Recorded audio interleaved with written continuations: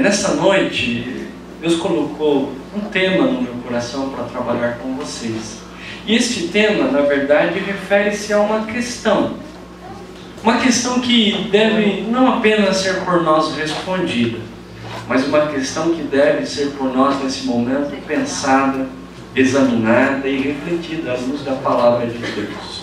O tema da nossa mensagem, da nossa conversa nesta noite, trata-se da seguinte questão: você está preparado? Você está preparado?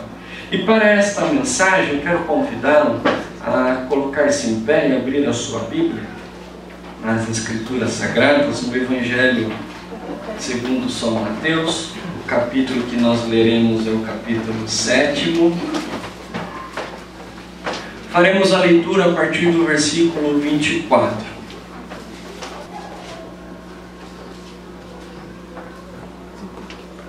Fala assim a palavra do Senhor: todo aquele, pois, que ouve estas minhas palavras e as pratica, será comparado a um homem prudente que edificou a sua casa sobre a rocha. E caiu a chuva, transbordaram os rios, sopraram os ventos e deram com ímpeto contra aquela casa, que não caiu, porque fora edificada sobre a rocha.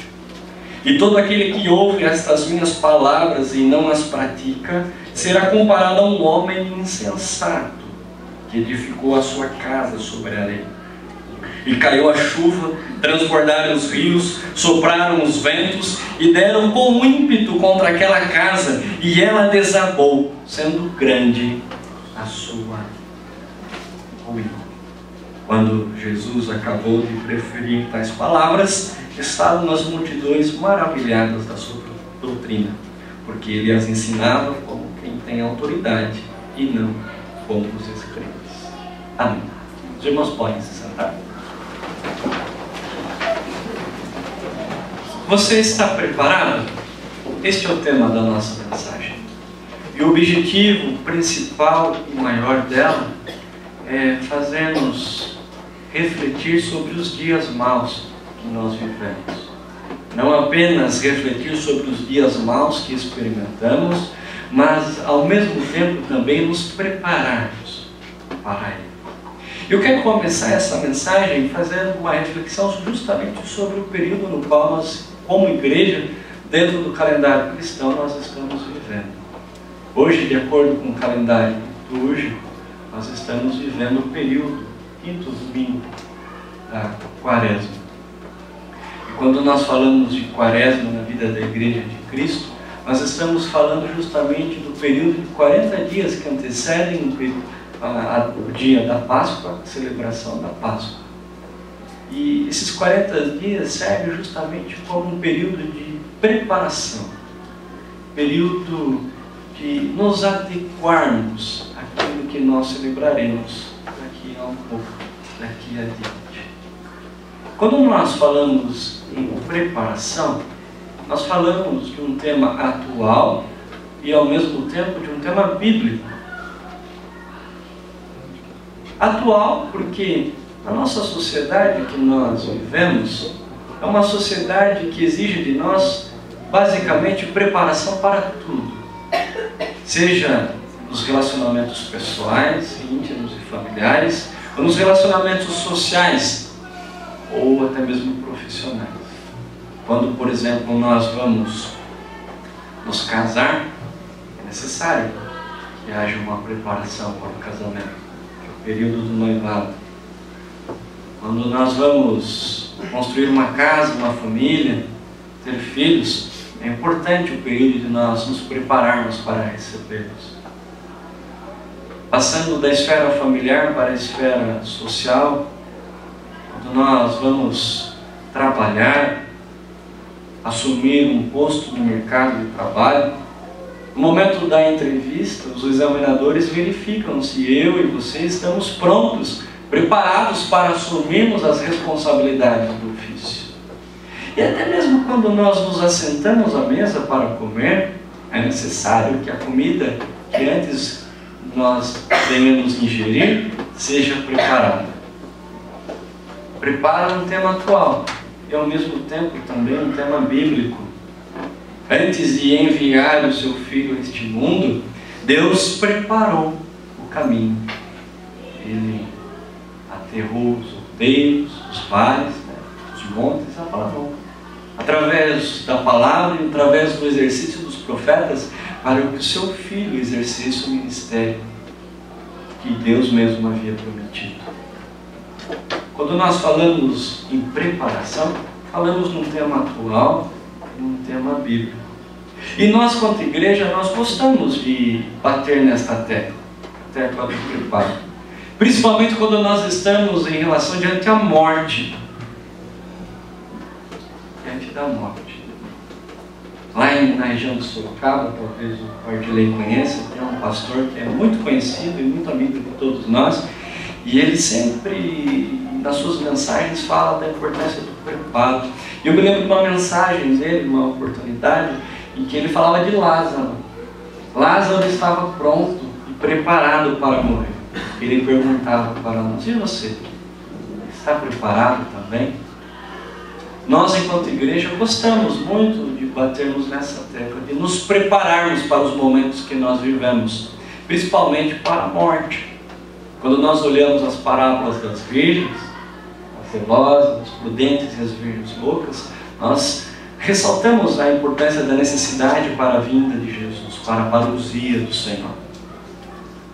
No entanto, meus irmãos e irmãs, durante essa semana, confesso que eu fui levado a fazer algumas reflexões diante desse preparo. Eu sou pastor e também ao mesmo tempo professor. Eu leciono em escola pública em Vargem Grande. E para minha surpresa, durante essa semana eu cheguei em sala de aula, a sala de aula estava em prantos. Perguntei-me: o que está acontecendo? De repente veio-me de surpresa a notícia: a morte, o falecimento de um amigo, de um aluno, uma pessoa que era muito querida dentro de toda a sala. Uma pessoa, um aluno, o nome dele era Carlos Eduardo, que no dia seguinte tinha reclamado de um pouco de dor de cabeça. No outro dia amanheceu morto. Quando descobriram a dengue, o dengue que estava sofrendo, e o quadro se agravou em virtude de uma bactéria que ele contraiu na doença. E veio a óbito naquela manhã, justamente naquele momento em que a gente tinha acabado de entrar em sala de aula. E logo me veio essa questão: será que nós estamos preparados para a morte? Comecei a refletir justamente sobre isso com a minha sala, com os meus alunos naquela oportunidade. Eu sou professor de filosofia, aproveitei essa oportunidade. Eu coloquei lá uma frase de Heráclito, filósofo pré-socrático: a morte se alimenta da vida e a vida se alimenta da morte. E de repente, diante daquela situação, eu me lembrei, como eu já disse para o irmão Altamiro, de uma conversa que eu estava tendo com o irmão quando eu estava viajando para São Roque. Ele me lembrou a seguinte questão: pastor, a gente nunca está preparado para a morte. A gente nunca está preparado para quando ela chega. Isso é correto, dá certo sentido. Por quê? Porque nós não fomos criados para a morte. Deus criou o ser humano para a vida. E ninguém aqui, nenhum de nós, por mais que prontos, que entre aspas estejamos, não estamos preparados para o evento dela. Quando ela chega na casa, na família, na igreja, muitas vezes chega de surpresa, chega como um ladrão, no qual nós não estamos preparados. Mas que nós temos que nos preparar, meus irmãos e irmãs, enquanto igreja, não é para a morte, mas assim para a vida. E foi justamente esse período de Quaresma no qual Jesus não preparou-se apenas para a morte, mas para a vida eterna que Ele conquistaria para mim, para você e para cada um de nós. Acontece, porém, meus irmãos e irmãs, que nós vivemos num tempo em que as pessoas não estão preparadas para morrer, não estão preparadas para enfrentar a experiência da morte. Isso não me preocupa. O que me preocupa é justamente o contrário. Nós não apenas não estamos prontos, preparados para a morte, mas, sobretudo, nós também, enquanto cristãos, infelizmente, nós não estamos preparados para viver. Nós não estamos preparados para a vida. E quando eu falo em vida, eu falo apenas não em vida eterna, mas sobretudo a vida que Deus nos deu nesse momento. A vida a qual nós temos através de Jesus Cristo. Se hoje nós estamos aqui, completando enquanto igreja 17 anos, é porque Ele deu a sua vida por nós, para que nós possamos viver a vida dele.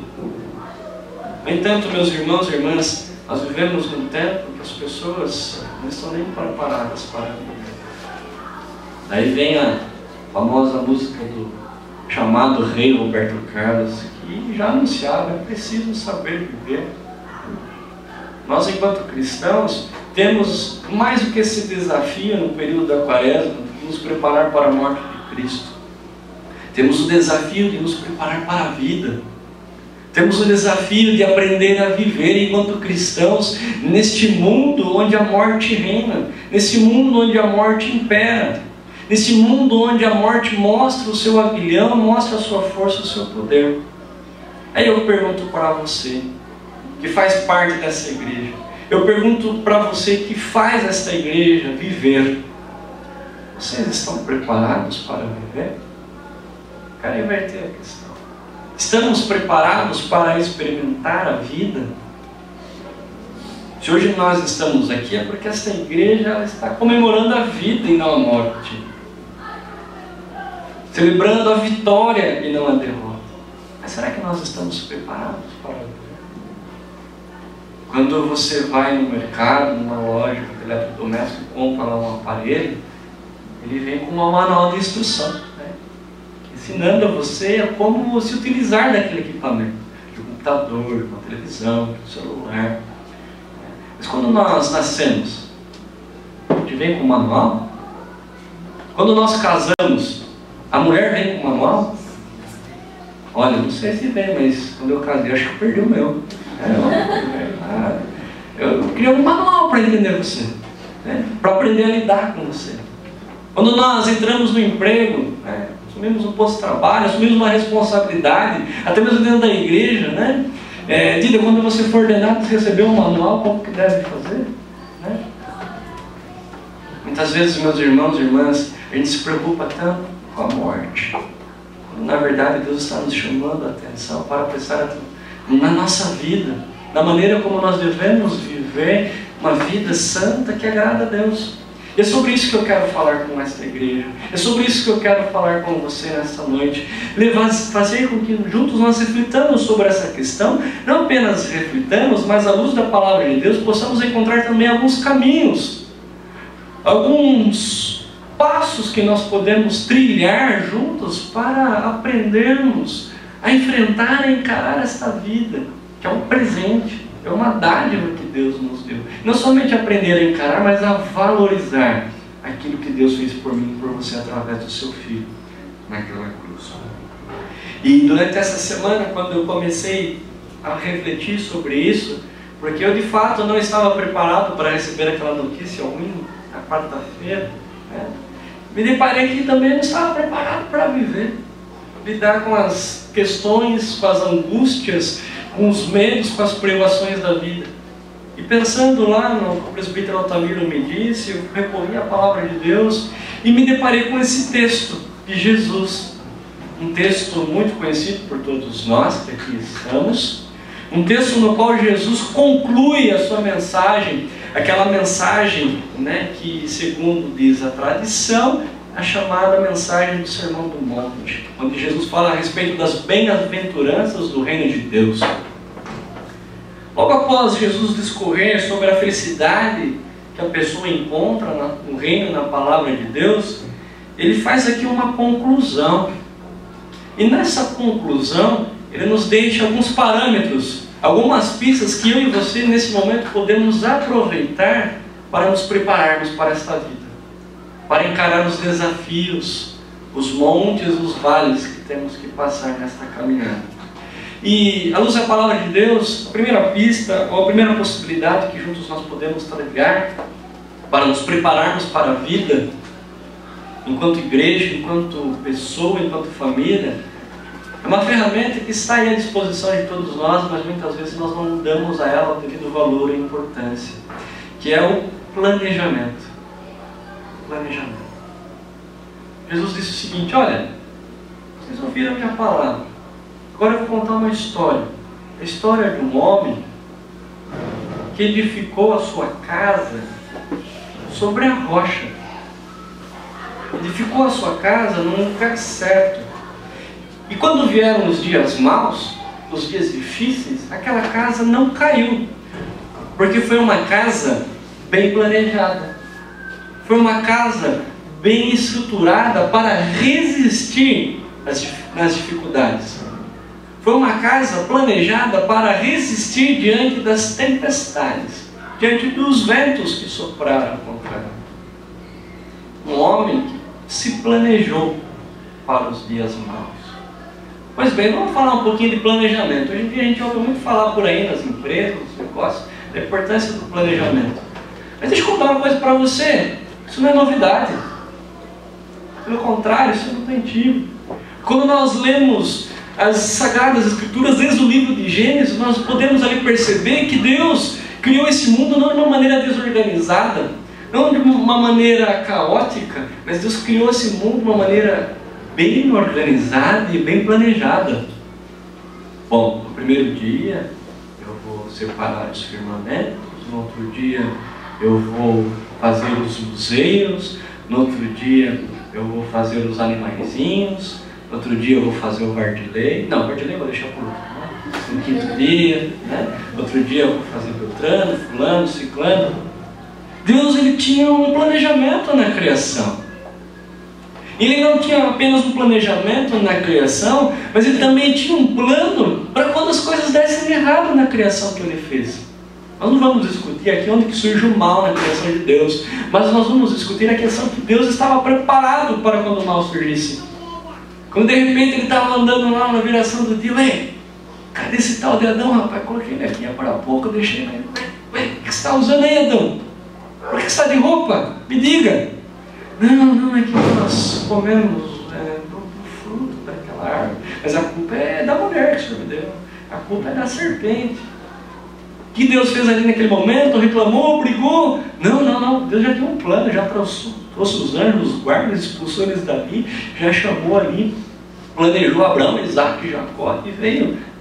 Ele tinha um plano em mente. Foi o plano da nossa salvação. E Jesus ali, quando acaba de fazer aquele lindo sermão chamado Sermão do Monte, ele chama-nos a questão de um homem que se planejou para as tempestades, que construiu a sua casa preparada para resistir nos dias maus. Isso é antigo, não é algo novo. Só que nós ainda não aprendemos, nós ainda não sabemos planejar. A criação sabe. Eu estava ouvindo uma mensagem, fui visitar um irmão em Biúna, e eu estava conversando com ele ali, não sei se foi até o próprio Altamiro, como eu disse, né? E ele estava com a TV ligada. Eu conversando com ele, com um olho no peixe, outro no gato. Estava prestando atenção ali. Porque a mensagem estava boa, a conversa também, né? E o pregador naquela ocasião chamava atenção para a formiga. Veja como as formigas são bem organizadas, bem planejadas. Agora, por exemplo, é verão. Está um calor danado. O que a gente faz no verão? Vamos na praia. Vamos pegar imigrantes, descer e vamos embora, né? Vamos a uma chácara. Vamos fazer um acampamento. Vamos aproveitar que lindo dia maravilhoso. Enquanto a formiga, o que ela faz? Ela trabalha. Ela luta. Ela coloca à disposição ali o dia inteiro para o serviço, para que quando o inverno chegar, ela estar bem preparada. Nós não nos preparamos para as crises, nós não nos preparamos para as dificuldades, nós não nos preparamos para os dias maus. Todo momento está aí na televisão falando a respeito da crise, que não é algo novo. Até mesmo antes da Copa do Mundo já se falava, isso aí não vai dar certo, a gente vai cair no buraco. E o que nós estávamos fazendo? A gente ia lá na Casa do Bahia, parcelava os 18 meses sem juros, depois eu pago. E cadê o planejamento? E cadê o preparo para o dia difícil, dia de crise financeira, dia de desemprego, né? Eu só vejo lá falando na televisão, o desemprego está em 10%, e olha lá os irmãos em Biúna comprando, né, passando na loja. Cadê o planejamento? Planejamento financeiro, o planejamento familiar. Às vezes, quando for a questão dos filhos, a gente nem se prepara mais para casar, para ter filhos, as coisas vão acontecendo e depois Deus ainda tem que dar um jeito. Deus ainda tem que dar um jeito. Meus irmãos e irmãs, para nós aprendermos a viver, para nós estarmos de fato preparados para encarar os altos e baixos dessa vida, nós temos que aprender a nos planejar. Planejar na vida pessoal, a planejar na vida familiar, a planejar na vida eclesiástica. Qual é o planejamento desta igreja? Hoje nós estamos aqui alegres, felizes, comemorando por um dia bom, mas os dias maus, com certeza, eles existirão. Será que nós estamos preparados, planejados? De repente o planejamento, não sei qual é, mas cada um por si, Deus por todos. Eu digo que isso aconteça aqui, mas eu que sou pastor de igreja há quase 6 anos e trabalho no ministério da igreja há mais de 10 praticamente, sei como as coisas funcionam. Quando as coisas não dão certo, quando o dia mal chega, quando cai na chuva, sopra os ventos, caem tempestades, cada um que se salve. Você está preparado? Qual é o planejamento da sua vida? Como você se vê daqui a 1 ano, 10 anos, 15 anos? É importante traçar. Mas, pastor, lá em Provérbios diz: o coração do homem pode traçar planos, mas a resposta certa vem dos lábios do... Tá certo. Deus é quem dá a resposta certa. Mas nós temos também que ter um plano, senão Deus não dará a resposta. Qual é o plano da sua vida? O que você tem se preparado quando as coisas dão errado? É importante nós refletirmos sobre isso neste momento. Segunda coisa que nos chama a atenção no texto bíblico que nós lemos é que aquele homem, ele fez um planejamento, ele estava preparado para o dia mau, como diz a parábola, a comparação que Jesus traça, porque ele era um homem prudente, ele era um homem sábio. Acho que é a palavra mais adequada aqui, sábio. Daí eu pergunto para você: o que significa ser sábio nos dias que nós vivemos? Onde está a sabedoria?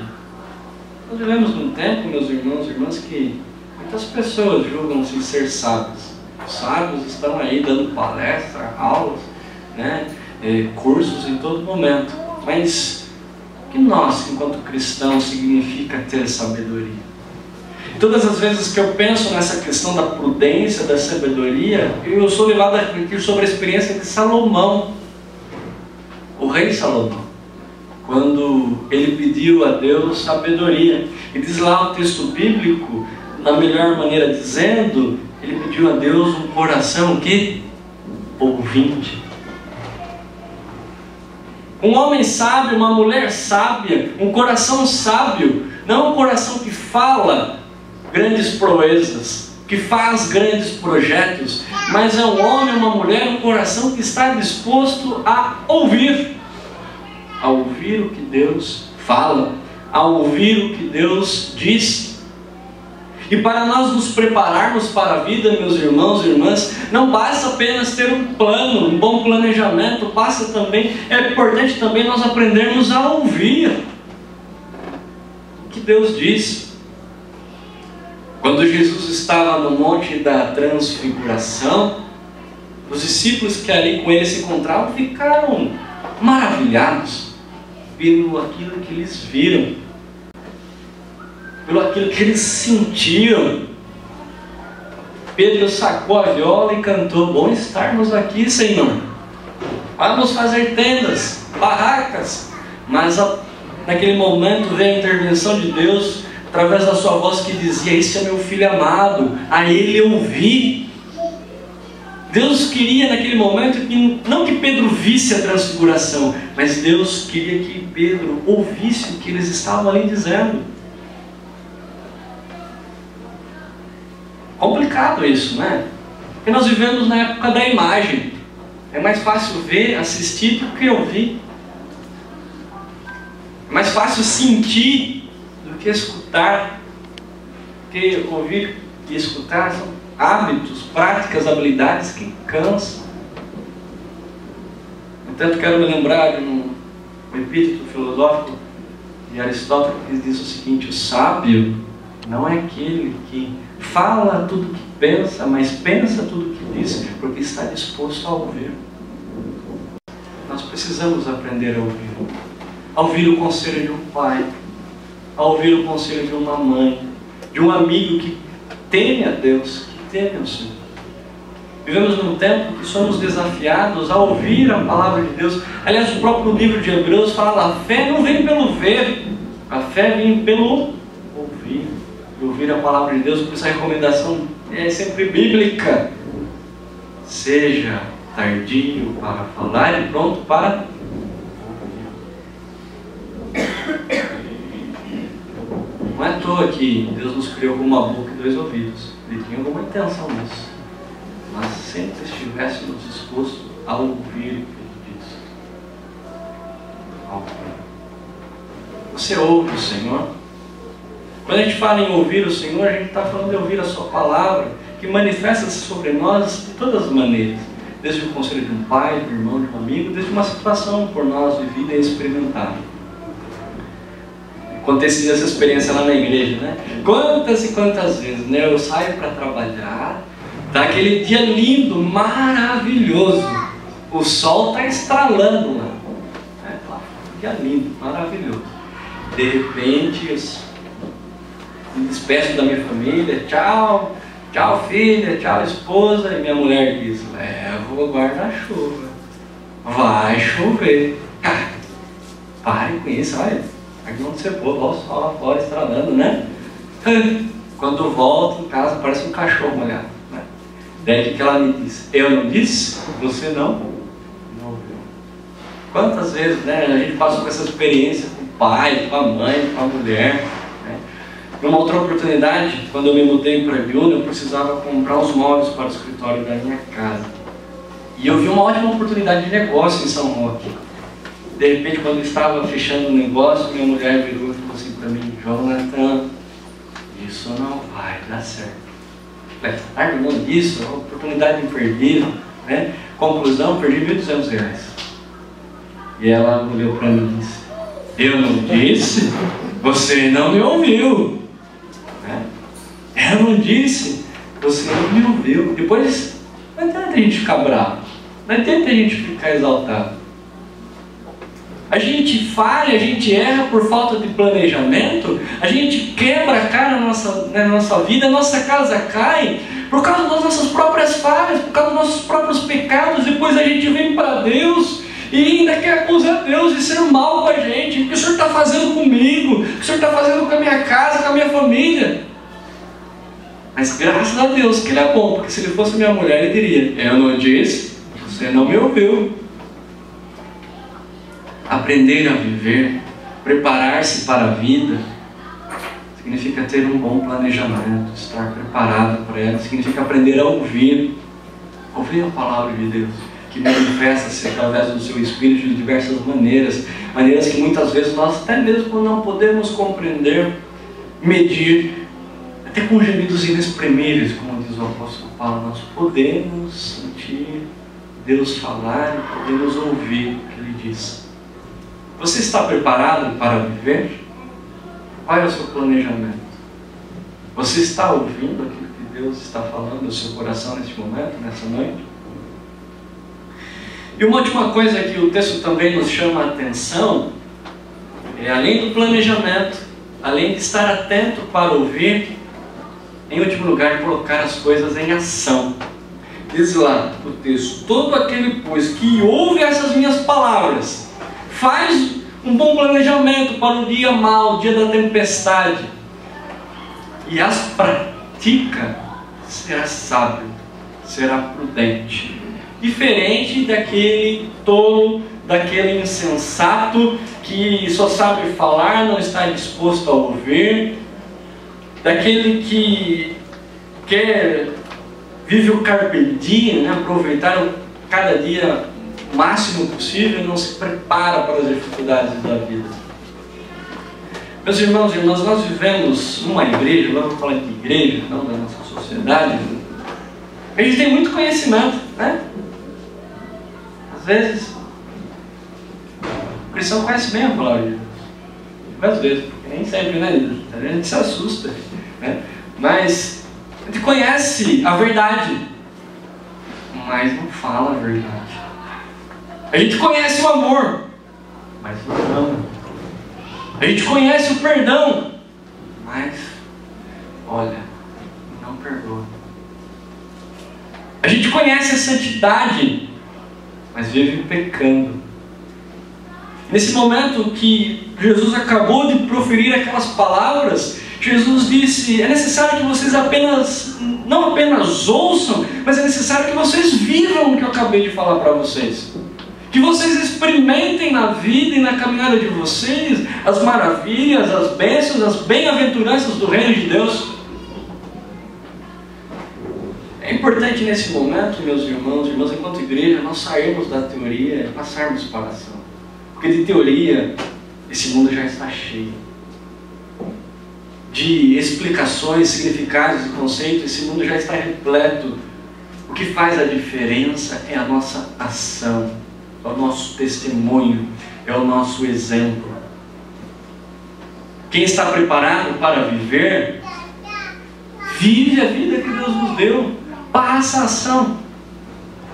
E nesse momento, nada adianta você ter um bom plano, nada adianta você dar ouvidos às orientações que você recebe da parte de Deus, se você não colocar as coisas em prática.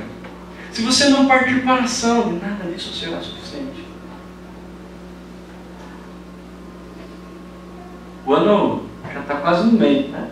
Quando a gente inicia o novo ano, acho que todos nós temos o hábito, o costume de fazermos um planejamento, né? Este ano, 2016, vai ser diferente. Este ano, eu vou comprar uma casa. Comprar uma casa e sei viver dentro de casa. Comprar uma casa, daí coloca na prioridade, comprar uma casa. Esse ano, eu não vou dar tanta atenção ao trabalho, acho que eu vou curtir mais a minha família, os meus filhos, coloca lá, vou fazer isso. Este ano eu vou cuidar mais de mim, da minha alimentação, da minha saúde. Acho que todos nós fazemos esse planejamento, os hábitos, os objetivos para a vida. Mas eu pergunto para você, colocou em prática? Passou para ação? Nada adianta você ter um bom plano se você não vive o plano que você mesmo estabeleceu para si mesmo. De nada adiantaria Deus ter um plano no momento em que o mal entrou no mundo se ele não colocasse em prática a ação, a vinda de Jesus Cristo. Chega de tanto conhecimento.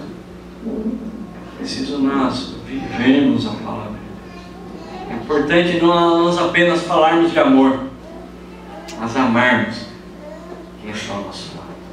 É importante nós não apenas falarmos de paz, mas vivermos a paz que Deus nos dá e não fazermos guerra contra o irmão, guerra contra o outro, contra o próximo. É importante a gente falar de entrega, mas também se entregar. É importante a gente falar de serviço, mas também servir. Às vezes sou muito questionado na igreja sobre isso. Pastor, fulano lá fala de tal de serviço, mas ele mal vem à igreja. Ele fala de pregar a palavra de Deus, mas ele mal prega na igreja. A igreja, meus irmãos e irmãs, quanto comunidade, serve para nós colocarmos em prática aquilo que Deus nos ensinou. Se nós não fizermos isso, nós não estaremos preparados para nada, nem para morrer, nem para viver a vida que Deus nos deu. E eu quero concluir essa mensagem da mesma maneira que concluiu Jesus, convidando aos seus ouvintes a viver a vida, a experimentar o reino de Deus, a nos prepararmos não apenas para a morte, porque para nós cristãos a morte é apenas uma passagem. A morte é apenas uma experiência pela qual nós temos que passar.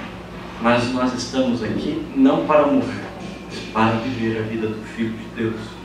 Só que é importante nós nos planejarmos para isso, ouvirmos o que Ele diz, colocarmos em prática as nossas vidas, a Sua palavra, para que essa igreja complete não apenas mais um ano, mais 2, 3, 4, até a vinda do Filho de Deus. Amém?